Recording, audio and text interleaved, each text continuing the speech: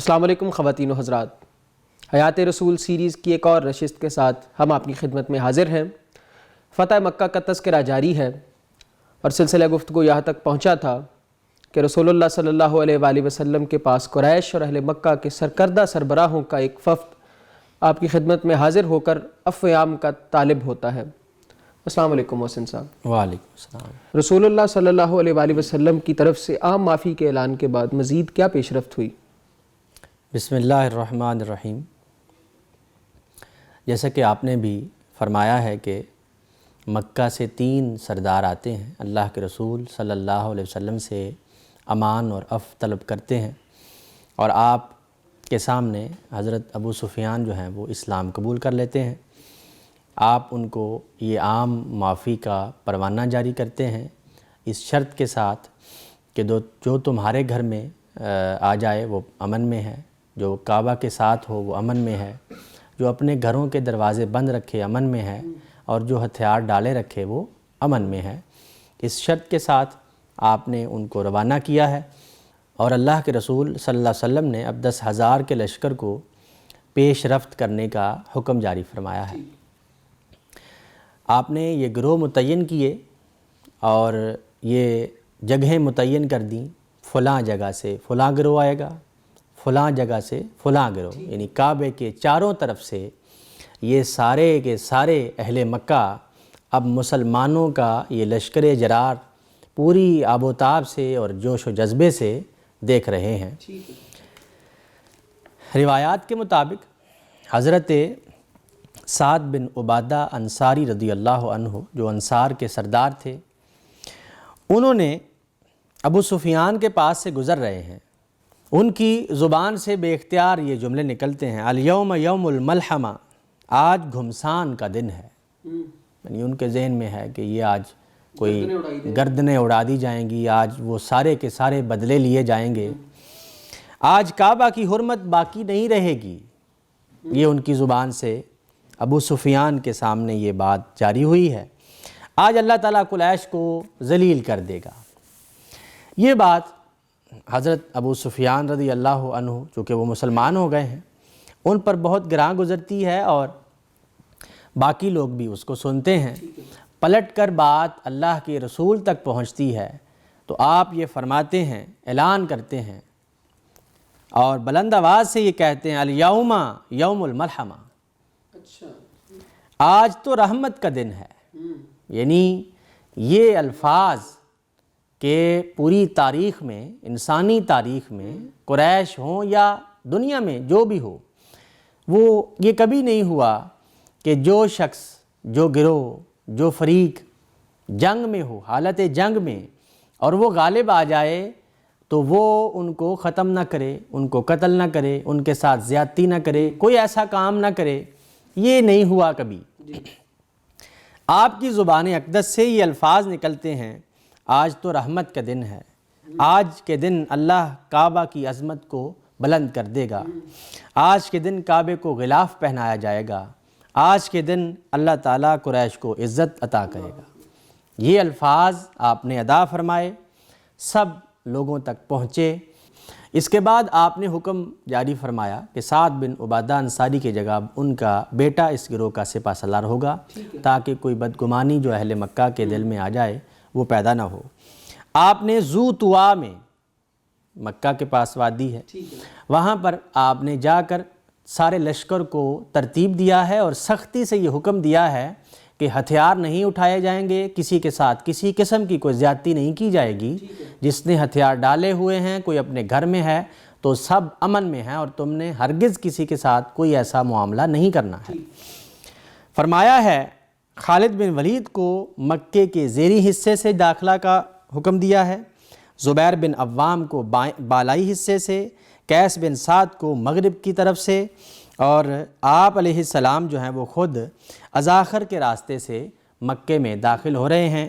آپ کی زبان اقدس پر سورہ نصر اور سورہ فتح جاری ہے، اور آپ گردن جھکائے ہوئے عاجزی کے ساتھ اللہ تعالیٰ کے دربار میں اور خانہ کعبہ کے پاس داخل ہو رہے ہیں۔ یہ پورا مکہ مسلمانوں کا یہ لشکر، اور یہ اللہ تعالیٰ بھی دیکھ رہا ہے کہ کہ کس شان سے میرے سپاہی میرے رسول کے ساتھ خانہ کعبہ میں اس شرک کی غلاظت کو ختم کرنے کے لیے اب داخل ہو گئے ہیں اور پرامن طریقے سے مکہ فتح ہو گیا ہے۔ اللہ کے نبی صلی اللہ علیہ وسلم نے جب حضرت خالد بن ولید کو یہ کہا کہ فلاں جگہ سے آپ داخل ہوں گے، تو ان کے داخلے پر کچھ قریشیوں نے مزاحمت کی ہے اور ان کے ہی بندے مارے گئے ہیں۔ ان میں سے کچھ سردار تھے جیسے کہ اکرمہ بن ابی جہل اور 2-3 لوگ وہ فرار ہو گئے مزاحمت کے دوران۔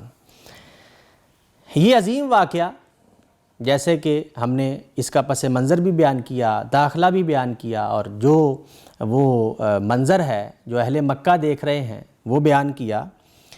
اللہ تعالیٰ نے یہ بات تورات کے اندر آج سے یعنی اس دن سے صدیوں پہلے یہ بیان فرما دی تھی۔ یہ تورات ہے، کتاب استثناء ہے۔ فرمایا ہے خداوند سینا سے آیا اور سعیر سے ان پر طلوع ہوا، فاران ہی کے پہاڑ سے وہ جلوہ گر ہوا، 10,000 قدوسیوں کے ساتھ آیا اور اس کے داہنے ہاتھ میں ایک آتشی شریعت ان کے لیے تھی۔ یہ سینا کی وادی ہے، سعیر کا پہاڑ ہے، جہاں پر بنی اسرائیل کو شریعت دی گئی تھی کوہ طور میں۔ وہاں پر اللہ تعالیٰ ان کے سامنے جلوہ گر ہوا تھا، اور فاران جو ہے وہ مکہ کی وادی ہے، وہاں سے جلوہ گر ہونے کا مطلب رسول اللہ کا داخلہ ہے، یعنی رسول اللہ کے ساتھ، اللہ رسول کے ساتھ ہے۔ 10,000 قدوسیوں یعنی 10,000 صحابہ کرام ہیں، دائیں ہاتھ میں آتشی شریعت یعنی اللہ تعالیٰ کے وہ احکام ہیں جو وہ سنا رہا ہے رسول مکہ میں کھڑے ہو کر۔ یہ پیشین گوئی تورات میں موجود اس دن فتح مکہ کے روز پوری ہو جاتی ہے، اور سارے کے سارے بنی اسرائیل، تمام اہل یہود ہوں نصارہ ہوں، وہ یہ منظر دیکھ رہے ہیں، خیبر کے ہوں یا کسی بھی علاقے کے۔ یہ بات تو چاروں طرف پھیل اور رہی عرب کے تمام ادیان پر اس دن اللہ کا دین غالب ہو گیا۔ اللہ کا دین غالب آ جاتا ہے، پیشین گوئی پوری ہو جاتی ہے جو موسیٰ علیہ السلام نے آج سے کوئی 2000 سال پہلے دی تھی۔ فتح مکہ ہو گیا۔ اللہ کے رسول خانہ کعبہ کے پاس حجون کا مقام ہے، وہاں پر اکٹھے ہوتے ہیں، صحابہ کرام اکٹھے ہو جاتے ہیں، آپ وہاں پر طواف کرتے ہیں۔ کیونکہ ہجوم زیادہ ہے تو آپ اپنی اونٹنی قصوہ پر ہی سوار ہو کر طواف کر رہے ہیں، آپ کے ہاتھ میں چھڑی ہے، استلام کرتے ہیں حجر اسود کا، استلام کہتے ہیں کہ اشارے سے اس کی طرف یعنی اشارہ کرنا، اور وہیں سے طواف کا آغاز کرنا، اگلے دفعہ پھر استلام اور یعنی اشارہ کرنا۔ تو یوں طواف مکمل کر کے آپ وہاں پر 2 رکعت نفل ادا کرتے ہیں۔ نفل ادا کرنے کے بعد آپ کی زبان اقدس سے بلند آواز میں تکبیر، نعرہ تکبیر جو ہوتا ہے اللہ اکبر، وہ جاری ہوتا ہے۔ یہ سن کر تمام صحابہ کرام کی زبانوں پر اللہ اکبر کی تکبیر جاری ہوتی ہے، اور یہ آواز بلند آواز اللہ کے رسول صلی اللہ علیہ وسلم اور صحابہ کرام کی اہل مکہ سنتے ہیں۔ اس کے بعد نبی صلی اللہ علیہ وسلم عثمان بن طلحہ کو بلاتے ہیں۔ ان کے پاس خانہ کعبہ کی چابیاں تھیں، ہمیشہ سے رہی ہیں، اسی خاندان کے پاس رہی ہیں۔ حضرت بلال اور اسامہ، ان 2 کو آپ ساتھ لے کر خانہ کعبہ میں داخل ہوتے ہیں۔ وہاں پر آپ دیکھتے ہیں کہ بت ہیں اور تصویریں ہیں جو شرکیہ ہیں، آپ ان کو ہٹا دیتے ہیں۔ خانہ کعبہ شرک کی غلاظت سے پاک ہو جاتا ہے، بتوں کو ختم کر دیا جاتا ہے۔ شکرانے کے آپ 2 نوافل وہاں پر ادا کرتے ہیں۔ اس کے بعد آپ علیہ السلام دھلوا دیتے ہیں سارا۔ آپ کی زبان اقدس پر قل جاء الحق وزہق الباطل ان الباطل کان زہوقا، بنی اسرائیل کی آیت ہے، یہ جاری ہے کہ حق آ گیا اور باطل نابود ہو گیا، اور باطل تو ہے ہی مٹنے کے لیے۔ آپ باہر تشریف لاتے ہیں، دوبارہ چابیاں حضرت عثمان بن طلحہ کو تھماتے ہیں اور یہ کہتے ہیں کہ یہ ہمیشہ تمہارے پاس ہی رہیں گی۔ چابیاں دے کر اب حرم مکی میں اللہ کے رسول صلی اللہ علیہ وسلم خطاب ارشاد فرماتے ہیں۔ سب سے پہلے اللہ تبارک و تعالی کی حمد و ثنا، اس کی توصیف، تعریف، اور جس دین پر آپ زور دے رہے تھے کہ شرک کو چھوڑ دو، یہ غلاظت ہے، نجاست ہے، وحدہ لا شریک ہی کی عبادت کرو۔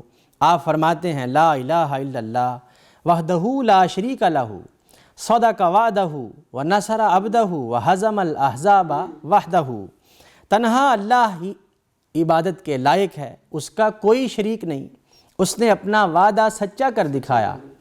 اذا جاء نصر اللہ والفتح اور اذا انا فتحنا لک فتحا مبینا، یہ الفاظ جو پیشین گوئی ہے پہلے ہی نازل ہو چکی تھی، وہ الفاظ آپ نے وہاں پڑھے ہیں، وہاں ان کو سنائے ہیں، اور ان الفاظ میں کہ اللہ تعالیٰ نے اپنا وعدہ سچ کر دکھایا، وہ کیا؟ وہ پیشین گوئی ہے کہ یہ آپ غالب رہیں گے اور آپ یہ لوگ جو ہیں وہ مغلوب ہو جائیں گے۔ اپنا وعدہ سچ کر دکھایا، اپنے بندے کی مدد فرمائی اور اکیلے ہی تمام مخالف گروہوں کو شکست دی ہے۔ یہ ایک گروہ ہے اور سارے گروہ جتنے بھی تھے وہ سب مغلوب ہو گئے ہیں۔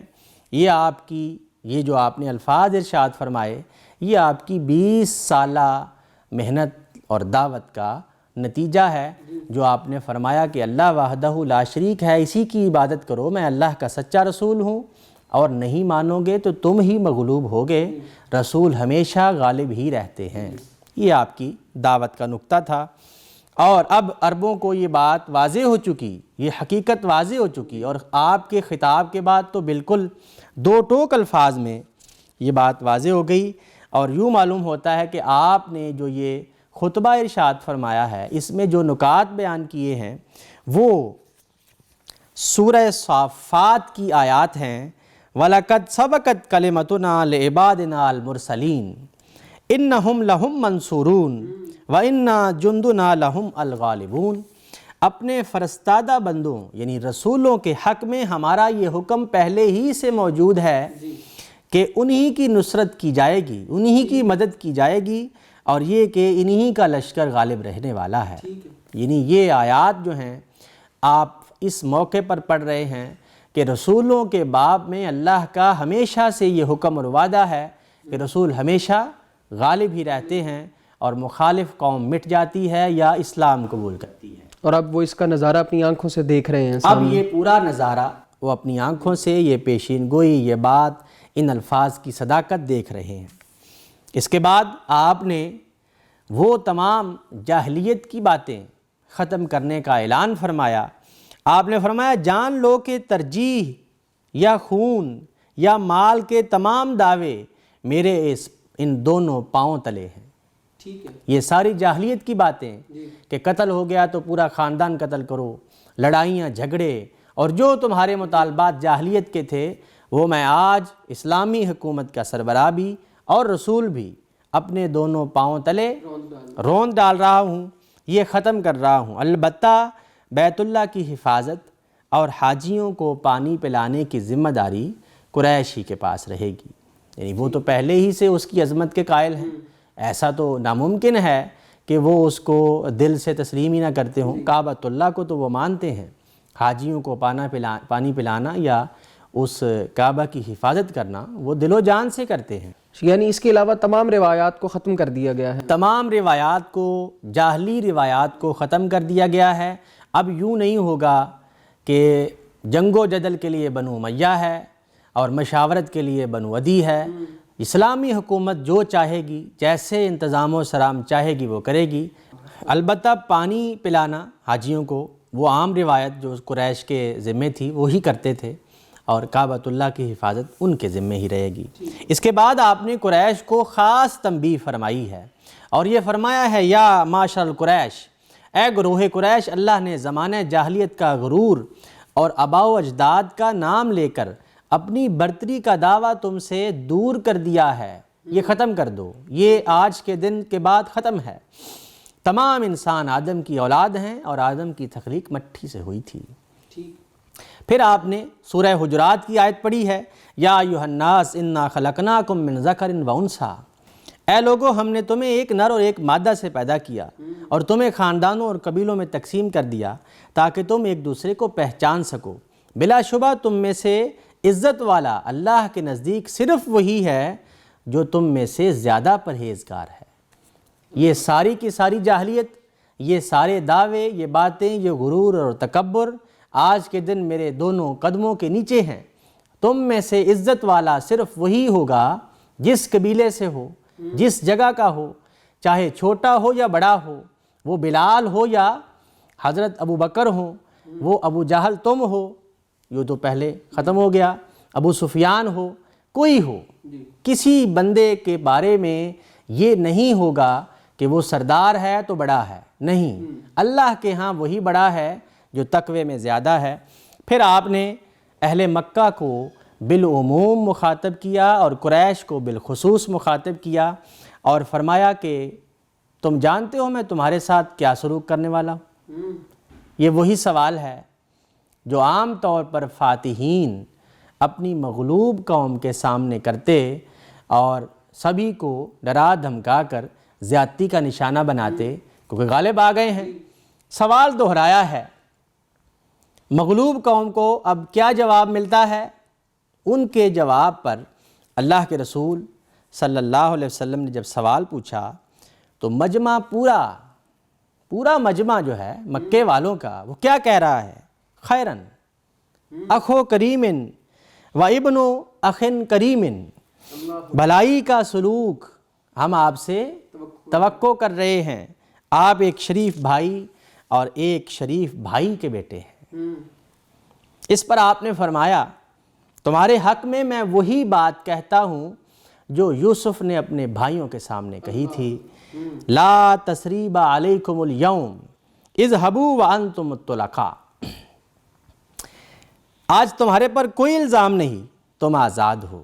آپ دیکھیے کہ حضرت یوسف علیہ السلام، یہ واقعہ، یہ آیت سورہ یوسف کی ہے، اور سورہ یوسف مکے میں اس وقت نازل ہوئی تھی جب یہ قریشی آپ پر ظلم ڈھا رہے تھے، آپ کی دعوت کو دبا رہے تھے اور یہ ٹھٹھا اور مذاق اڑا رہے تھے، گویا کہ وہی سلوک کر رہے تھے جو یوسف کے بھائیوں نے ان کے ساتھ کیا تھا۔ اللہ تعالیٰ نے پوری سورہ یوسف اور حضرت یوسف علیہ السلام کا واقعہ بیان کرنے کا مقصد وہاں پر اپنے نبی کو تسلی دینا تھا کہ جیسے تم اس وقت ان حالات میں ہو اے نبی، حضرت یوسف بھی، یعنی تم سے پہلے ایک واقعہ ہو چکا ہے سیم یہی، کہ یوسف نے یہی حالات جو ہیں وہ صحیح ہیں، برداشت کیے ہیں، صبر و تحمل کا مظاہرہ کیا تھا، انہی کے بھائیوں نے، انہی کے گھر کے لوگوں نے ان کے ساتھ زیادتی کی تھی،